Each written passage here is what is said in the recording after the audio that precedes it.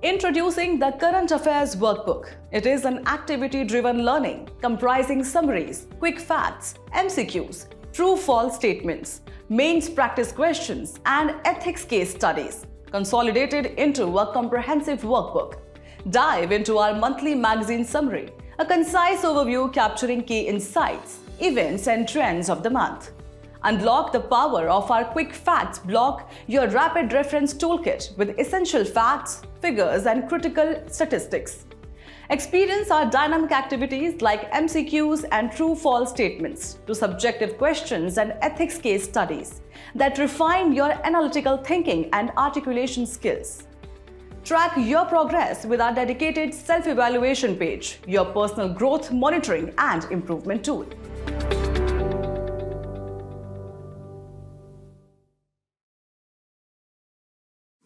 नमस्कार दर्शकों, आप देख रहे हैं न्यूज टुडे, जिसमें हर खबर है जरूरी और हर विश्लेषण है खास।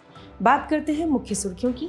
गूगल ने अपनी quantum computing chip willow launch की। जैव प्रौद्योगिकी विभाग डीबीटी ने स्टेम सेल अनुसंधान केंद्र सीएससीआर के साथ मिलकर हीमोफीलिया ए के लिए पहली मानव जीन थेरेपी विकसित की। James Webb space telescope JWST ने पुष्टि की है कि ब्रह्मांड का अप्रत्याशित दर से विस्तार हो रहा है। विश्वविद्यालय अनुदान आयोग UGC ने उच्चतर शिक्षा में recognition of prior learning RPL के लिए दिशा निर्देश का मसौदा जारी किया। VBox ने भारत कौशल रिपोर्ट 2025 जारी की। विश्व स्वास्थ्य संगठन WHO द्वारा विश्व मलेरिया रिपोर्ट 2024 जारी की गई। चलिए बढ़ते हैं आज की पहली मुख्य खबर की ओर। गूगल ने अपनी quantum computing chip willow launch की। आइए क्वांटम कंप्यूटिंग चिप विलो के बारे में जानते हैं। यह सुपर कंडक्टिंग ट्रांसमोन क्यूबिट्स पर काम करती है, जो अत्यंत ठंडे तापमान पर क्वांटम व्यवहार दिखाने वाले छोटे इलेक्ट्रिकल सर्किट होते हैं। यह चिप जटिल गणनाओं को 5 मिनट से भी कम समय में हल कर सकती है, जबकि दुनिया के सबसे तेज सुपर कंप्यूटर को वही काम पूरा करने में 10 सेप्टिलियन साल लगेंगे। चलिए क्वांटम कंप्यूटिंग के बारे में जानकारी प्राप्त कर लेते हैं।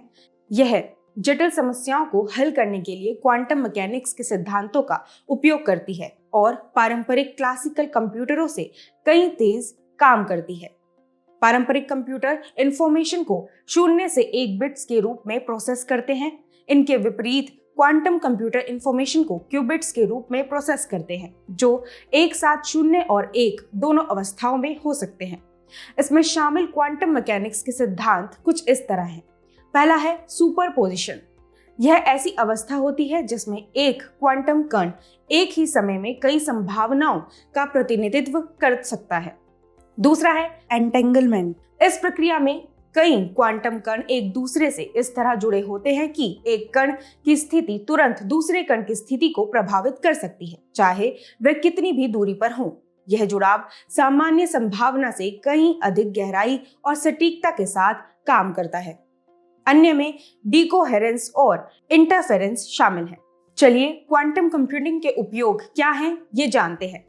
इनका उपयोग artificial intelligence, machine learning, cyber सुरक्षा, फाइनेंशियल मॉडलिंग, दवाओं का विकास, मौसम पूर्वानुमान, यातायात प्रबंधन आदि में किया जा सकता है। क्वांटम कंप्यूटिंग से संबंधित चुनौतियां कुछ इस प्रकार हैं। शोर यानी नॉइज, डिकोहेरेंस आदि के कारण क्वांटम त्रुटियां, विशेष तकनीकों और सामग्रियों की आवश्यकता के कारण स्केलेबिलिटी में कठिनाई, क्यूबिट का छोटा जीवन काल, अक्षम सुरक्षा प्रोटोकॉल, कुशल मानव संसाधन की कमी आदि। आखिर में क्वांटम कंप्यूटिंग के लिए भारत द्वारा शुरू की गई पहले भी देख लेते हैं। पहला है राष्ट्रीय क्वांटम मिशन। इसका उद्देश्य वैज्ञानिक और औद्योगिक अनुसंधान एवं विकास को बढ़ावा देना तथा क्वांटम प्रौद्योगिकी में एक मजबूत व नवाचारी इकोसिस्टम का निर्माण करना है। दूसरा है क्वांटम सक्षम विज्ञान एवं प्रौद्योगिकी यानी क्वेस्ट। यह क्वांटम क्षमताओं के निर्माण के लिए एक रिसर्च प्रोग्राम है। तीसरा है क्वांटम फ्रंटियर मिशन। यह प्रधानमंत्री के विज्ञान प्रौद्योगिकी और नवाचार सलाहकार परिषद PMSTIAC की पहल है। बढ़ते हैं अगली मुख्य खबर की तरफ। जैव प्रौद्योगिकी विभाग डीबीटी ने स्टेम सेल अनुसंधान केंद्र CSCR के साथ मिलकर हीमोफीलिया ए के लिए पहली मानव जीन थेरेपी विकसित की। इस जीन थेरेपी में हीमोफीलिया ए के इलाज हेतु लेंटिवायरल वेक्टर का उपयोग किया गया है। इस वेक्टर का ऑटोलॉग्स हेमेटोपोएटिक स्टेम कोशिकाओं HSC में फैक्टर 8 जीन की सामान्य प्रतिकृति का समावेश करने के लिए उपयोग किया गया है। आपको बता दें कि लेंटिवायरल वेक्टर एक प्रकार का विषाणुवाहक है। इसका आनुवंशिक सामग्री को स्थानांतरित करने के लिए उपयोग किया जाता है। वहीं HSCs यानी हेमेटोपोएटिक स्टेम कोशिकाएं बहुक्षमता वाली कोशिकाएं हैं जो सभी प्रकार की रक्त कोशिकाओं में विकसित हो सकती हैं। चलिए अब जीन थेरेपी के बारे में जानकारी प्राप्त करते हैं। जीन थेरेपी एक ऐसी तकनीक है जिसमें किसी रोग या विकार के उपचार, रोकथाम या इलाज के लिए जीन का उपयोग किया जाता है। इसमें स्वास्थ्य को सुधारने या ठीक करने के लिए दोषपूर्ण जीन को हटाना, हानिकारक जीन को निष्क्रिय करना या नए जीन को शामिल करने जैसे कार्य किए जाते हैं। इसमें plasmid DNA, human gene editing प्रौद्योगिकी आदि जैसे उत्पादों या विधियों का उपयोग किया जाता है। आपको बता दें, प्लाज्मिड DNA आनुवंशिक रूप से डिजाइन किए गए सर्कुलर DNA अणु होते हैं। अब जीन थेरेपी के प्रकार को देखें तो पहला है जर्मलाइन जीन थेरेपी। इसमें जर्मलाइन कोशिका को कार्यात्मक जीन को शामिल करके संशोधित किया जाता है। दूसरा है सोमेटिक सेल जीन थेरेपी। इसके तहत रोगी की सोमेटिक कोशिकाओं में उपचारात्मक जीन को स्थानांतरित किया जाता है। सोमेटिक कोशिकाएं जर्मलाइन कोशिकाओं को छोड़कर अन्य कोशिकाएं होती हैं। बात करें इसके उपयोग की तो इससे वंशानुगत आनुवंशिक रोग जैसे सिकल सेल रोग और एक्वायर्ड डिसऑर्डर जैसे ल्यूकेमिया दोनों का उपचार किया जा सकता है। चलिए अब जीन थेरेपी की प्रक्रिया जानते हैं। इसमें पहला है गैर कार्यात्मक जीन वाली कोशिका, दूसरा है मिसिंग जीन के कार्यात्मक संस्करण वाले DNA को जोड़ना और आखिरी है कोशिका का सामान्य रूप से कार्य करना। खबर के अंत में हीमोफीलिया के बारे में भी चर्चा कर लेते हैं। यह एक दुर्लभ स्थिति है जो रक्त के थक्के जमने की क्षमता को प्रभावित करती है। भारत विश्व में हीमोफीलिया के मामले में दूसरे स्थान पर है। आपको बता दें कि हीमोफीलिया ए थक्का बनाने वाले फैक्टर 8 की कमी के कारण होता है। चलिए बढ़ते हैं अगली मुख्य खबर की ओर। James Webb space telescope JWST ने पुष्टि की है कि ब्रह्मांड का अप्रत्याशित दर से विस्तार हो रहा है। नासा के JWST से प्राप्त नवीन डेटा हबल स्पेस टेलीस्कोप की पिछली खोज की पुष्टि करता है। दरअसल हबल स्पेस टेलीस्कोप ने पुष्टि की थी कि ब्रह्मांड के विस्तार की दर लगभग 8% अधिक है। आइए ब्रह्मांड के विस्तार की दर क्या है ये जानने का प्रयास करते हैं। पहला है हबल का नियम। इसे हबल कांस्टेंट भी कहा जाता है। इसके अनुसार ब्रह्मांड का विस्तार 67 से 68 किलोमीटर प्रति सेकंड प्रति मेगा पार्सेक की दर से हो रहा है। 1 मेगा पार्सेक 3.26 मिलियन प्रकाश वर्ष के बराबर है। हालांकि टेलीस्कोप के डेटा के अनुसार ब्रह्मांड विस्तार की दर 70 से 76 किलोमीटर प्रति सेकंड प्रति मेगा पार्सेक है। ब्रह्मांड के विस्तार की दर के बारे में टेलीस्कोप के डेटा और हबल कांस्टेंट के बीच इस विसंगति या अंतर को हबल टेंशन कहा जाता है। आइए अब ब्रह्मांड विस्तार के संभावित कारण भी जान लेते हैं। पहला है डार्क मैटर। ब्रह्मांड का 27% हिस्सा डार्क मैटर से बना हुआ है। यह काल्पनिक पदार्थ अब तक अदृश्य बना हुआ है। हालांकि तारों, ग्रहों, चंद्रमाओं जैसे साधारण पिंडों पर इसके गुरुत्वाकर्षण प्रभावों के आधार पर इसके अस्तित्व का अनुमान लगाया जाता है। ब्रह्मांड का लगभग 5% हिस्सा साधारण मैटर है। दूसरा है डार्क एनर्जी। ये भौतिकविदों द्वारा सुझाई गई ऊर्जा का एक काल्पनिक रूप है। भौतिकविदों के अनुसार इस एनर्जी के कारण ही ब्रह्मांड का न केवल विस्तार हो रहा है बल्कि तेजी से विस्तार हो रहा है। ब्रह्मांड का लगभग 68.3 से 70% हिस्सा डार्क एनर्जी है। यह एक एंटी ग्रेविटी बल है। यह स्पेस टाइम के फैब्रिक के खिंचाव का कारण है। स्पेस टाइम का फैब्रिक वास्तव में स्पेस के 3 आयामों को टाइम के चौथे आयाम के साथ संयोजित करने वाला एक मॉडल है। आखिर में ब्रह्मांड के विस्तार के मुख्य प्रमाण भी जान लेते हैं। पहला है आकाशगंगाओं का रेड शिफ्ट। दूर स्थित आकाशगंगाओं से आने वाला प्रकाश रेड शिफ्ट हुआ होता है। इसका अर्थ है कि उनकी वेवलेंथ में खिंचाव आ गया होता है। यह दर्शाता है कि वह हमसे दूर जा रही हैं, यानी फैल रही हैं। दूसरा है कॉस्मिक माइक्रोवेव बैकग्राउंड CMB। ये बिग बैंग परिघटना के बाद अवशेष विकिरण हैं। ये पूरे ब्रह्मांड में भरे हुए हैं और ये सभी दिशाओं में फैले होते हैं। अन्य प्रमाण देखें तो सुपरनोवा अवलोकन, गुरुत्वाकर्षण तरंगों का अवलोकन आदि इसमें शामिल है। विश्वविद्यालय अनुदान आयोग यूजीसी ने उच्चतर शिक्षा में recognition of prior learning RPL के लिए दिशा निर्देश का मसौदा जारी किया। आपको बता दें, ये दिशा निर्देश राष्ट्रीय शिक्षा नीति एनईपी 2020 के लक्ष्यों के अनुरूप है। साथ ही ये नेशनल क्रेडिट फ्रेमवर्क एनसीआरएफ के भी अनुरूप है। एनसीआरएफ शैक्षणिक, वोकेशनल और अनुभव जैसे शिक्षा के सभी रूपों को क्रेडिट प्रदान करने में रिकॉग्निशन ऑफ प्रायर लर्निंग की मदद करता है। चलिए सबसे पहले recognition of prior learning RPL के बारे में कुछ जानकारी प्राप्त कर लेते हैं। ये किसी व्यक्ति के मौजूदा ज्ञान व कौशल तथा औपचारिक, अनौपचारिक या गैर औपचारिक लर्निंग के माध्यम से प्राप्त अनुभव का मूल्यांकन करने वाली औपचारिक व्यवस्था है।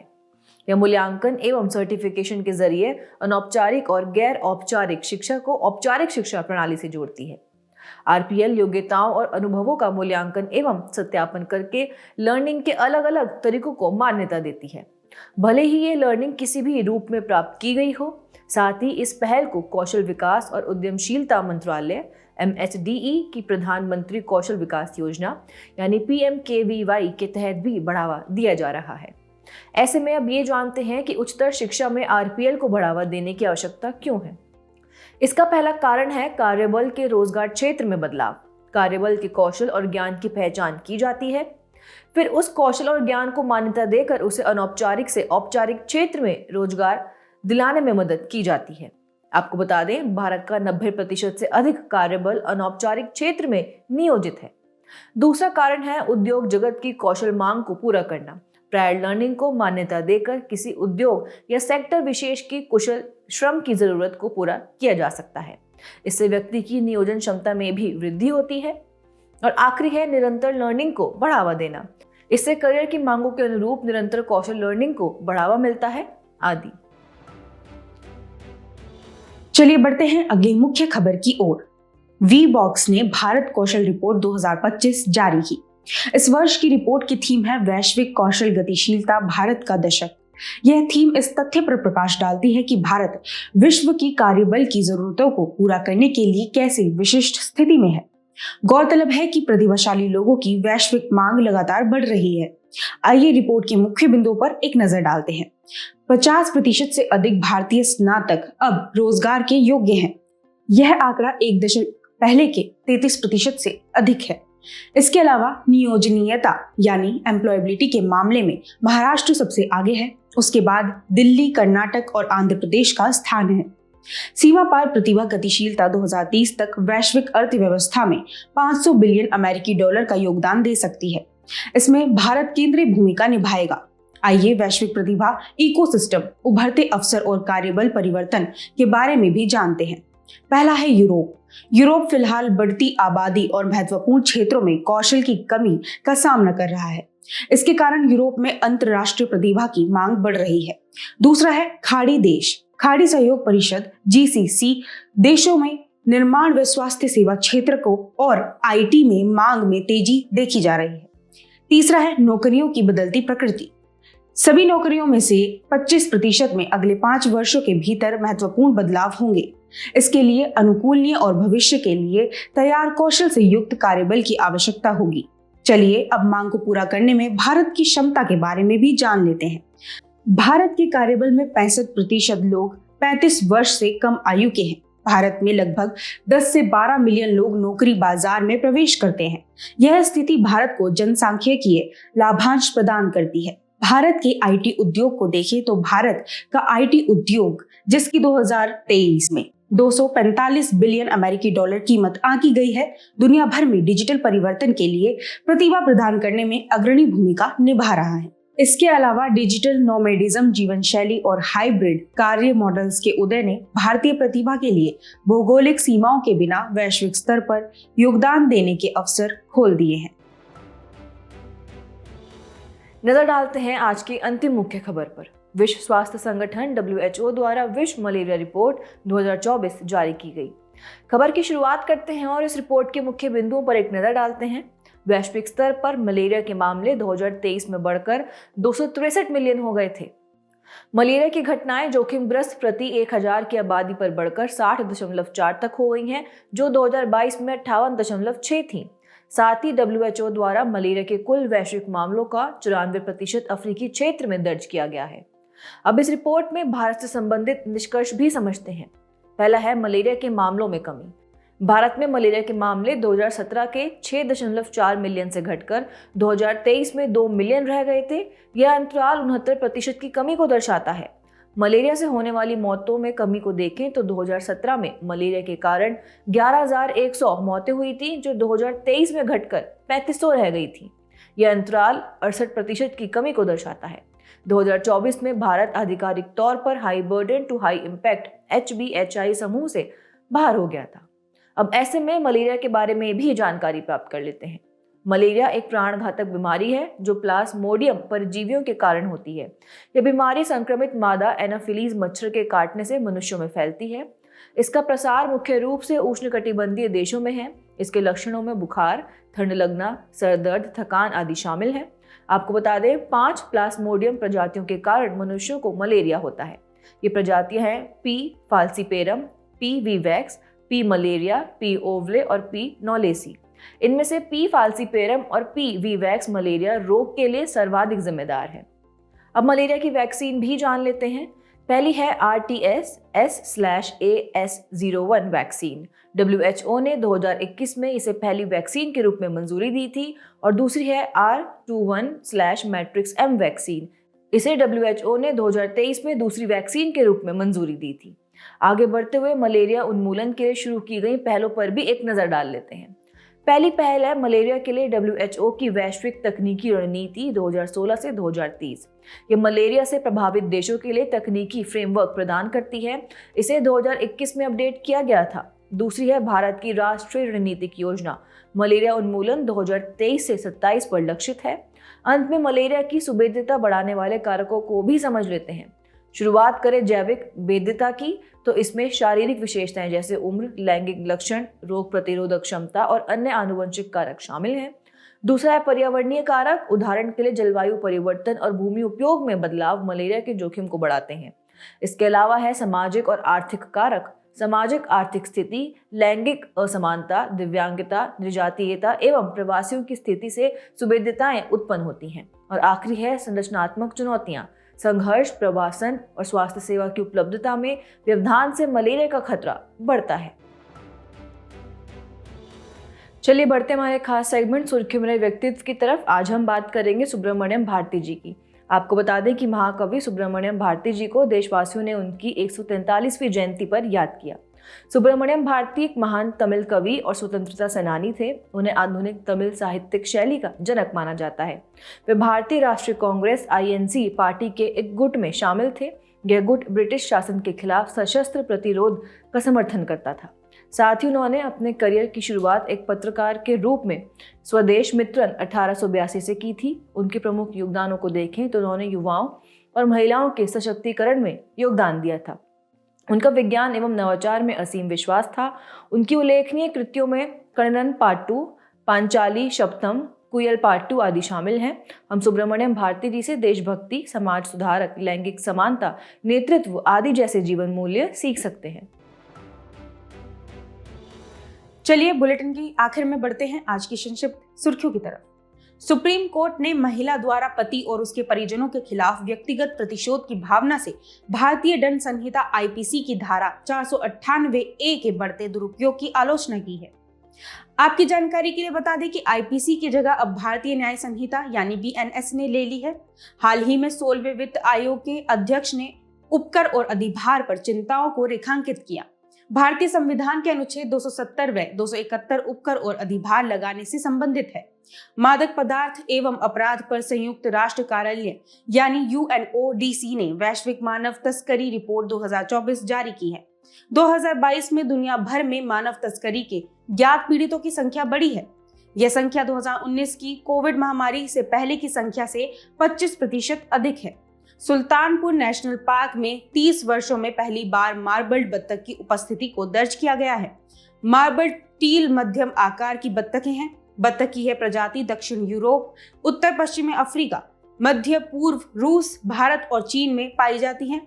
हाल ही में ग्रामीण भारत में सतत और समावेशी विकास में पंचायतों के योगदान के लिए 45 पंचायतों को राष्ट्रीय पंचायत पुरस्कार 2024 से सम्मानित किया गया है। इस पुरस्कार की शुरुआत पंचायती राज मंत्रालय ने की है। संयुक्त राष्ट्र सतत विकास लक्ष्यों SDGs के साथ जोड़ने के लिए पुरस्कार को SDGs का स्थानीयकरण नामक एक केंद्रित दृष्टिकोण के माध्यम से नया रूप दिया गया है। IIT रोपड़ में अत्याधुनिक ब्लूटूथ लो एनर्जी गेटवे और नोड सिस्टम लॉन्च किया गया है। नोड सिस्टम ब्लूटूथ सक्षम सेंसर्स को क्लाउड प्लेटफॉर्म से कनेक्ट करता है। इससे निर्बाध डेटा ट्रांसमिशन, रियल टाइम पर्यावरण निगरानी और अलग अलग क्षेत्रों में उन्नत विश्लेषण सक्षम होता है। केंद्र सरकार ने प्राथमिक कृषि ऋण समितियों यानी PACS को प्रधानमंत्री भारतीय जन औषधि केंद्र यानी PMBJ चलाने को मंजूरी दी है। इसका उद्देश्य वहनी कीमतों पर उच्च गुणवत्ता वाली जेनेरिक दवाइयां उपलब्ध कराना है। हाल ही में विश्व मौसम विज्ञान संगठन WMO ने बताया है कि दिसंबर से फरवरी की अवधि में कमजोर और छोटी ला नीना स्थितियां उभर सकती हैं। आपकी जानकारी के लिए बता दें कि ला नीना अल नीनो दक्षिणी दोलन ENSO के 3 चरणों में से एक है। जाने से पहले आपकी समझ की परीक्षा के लिए डालते हैं एक नजर हमारे स्पेशल सेगमेंट प्रश्नोत्तरी पर।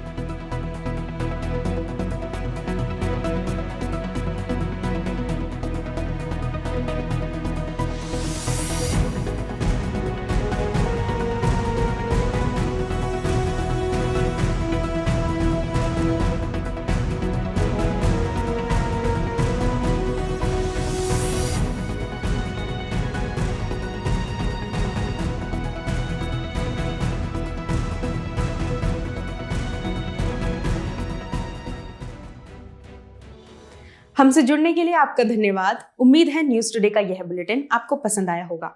न्यूज टुडे की PDF को डाउनलोड करने के लिए और आज के क्विज के उत्तर के लिए डिस्क्रिप्शन में दिए गए लिंक्स पर क्लिक कीजिए।